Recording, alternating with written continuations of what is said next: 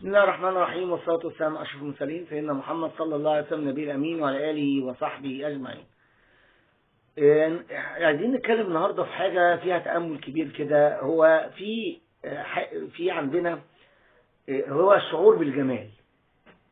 الشعور بالجمال أولا، كل واحد في الجمال بالنسبة له نسبي.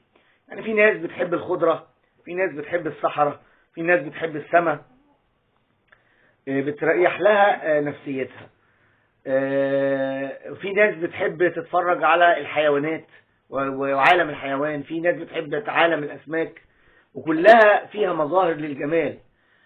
حتى جمال المرأة، في ناس هتلاقي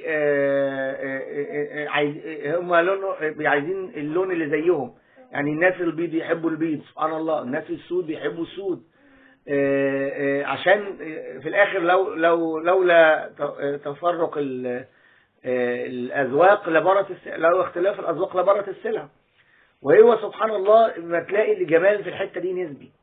في إعجاز كمان سبحان الله للعين. العين لما بتشوف مقاييس جمال سواء للإنسان سواء راجل أو مرأة، المقاييس دي عرفوها في أطباء التجميل وجراحة التجميل. لما بيجوا يجملوا حد لازم يبقى المسافة بين الحاجب والعين والحاجب ومنبت الشعر مسافة معينة بين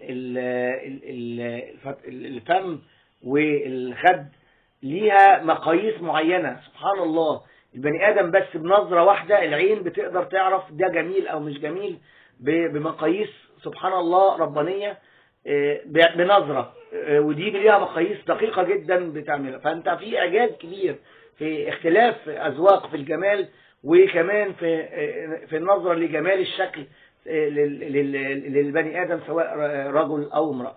نسأل الله تعالى أن يعلمنا ما ينفعنا وينفعنا ما علمنا. والسلام عليكم ورحمة الله وبركاته.